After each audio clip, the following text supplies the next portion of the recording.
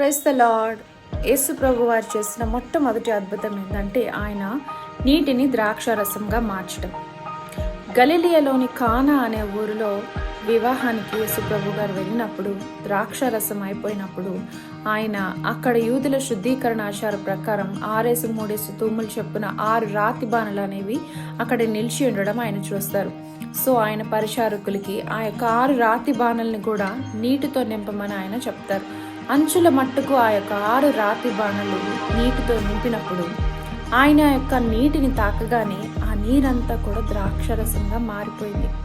ఒక్క క్షణంలో ఆ యొక్క నీరు యొక్క రుచిని, రంగుని, ఆ యొక్క నేచర్ని, ఆ యొక్క టెక్స్చర్ని కూడా కోల్పోయి ద్రాక్షరసంగా మార్చబడుతుంది. సో యేసు ప్రభుగా చేసిన మొట్టమొదటి అద్భుతం.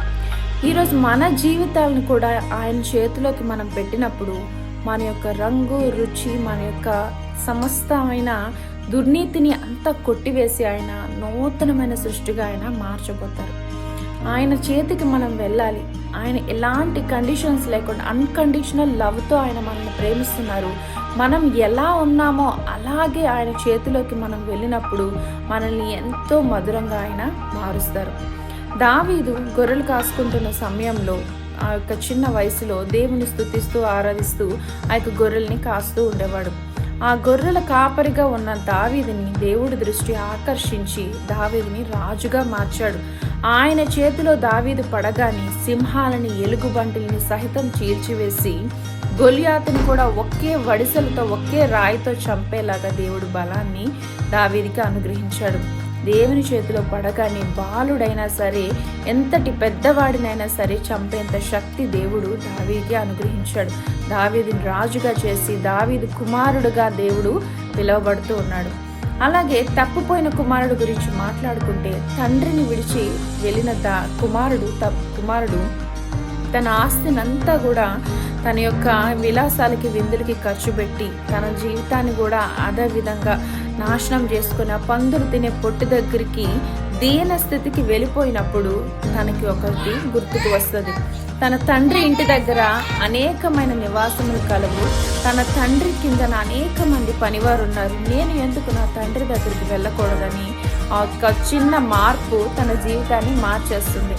తండ్రి చేతిలోకి వెళ్ళగానే తండ్రి ఇంటికి రాగానే తండ్రి తన కుమారుని దూరం నుండే చూసి హత్తుకొని ముద్దాడి తన కుమారుడికి తన యొక్క రాజు యొక్క స్థానాన్ని అనుగ్రహిస్తాడు.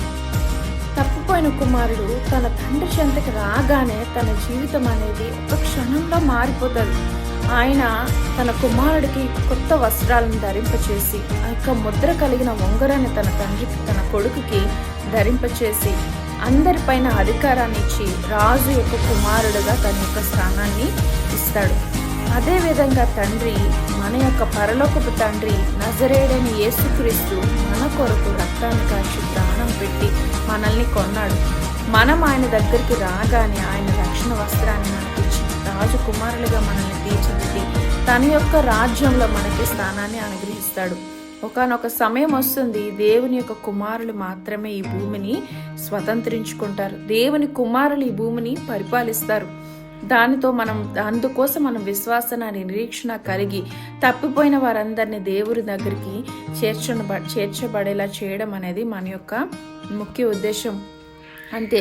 ఈరోజు మనం ఏంటంటే మన జీవితాలు ఎలా ఉన్నా సరే, మన యొక్క జీవితాన్ని కుంగిన బ్రతుకులతో ఉన్నామా, మన యొక్క భర్త బాధింపబడవచ్చు, అనేకమైన అవసరాలతో మనము అనేకమైన ఫ్రస్ట్రేషన్స్, డిప్రెషన్స్, యాంగ్జైటీ, అనేకమైన వాటితో మనము నలిగిపోతున్నామేమో, అలాగే నువ్వు దేవుని చేతికి రా.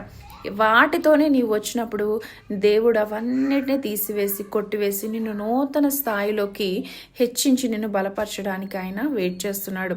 ఈరోజు నీ జీవితాన్ని దేవుడి చేతికి అప్పగించి మధురంగా నీవు మార్చబడాలని కోరుకుంటున్నాడు. God bless you all.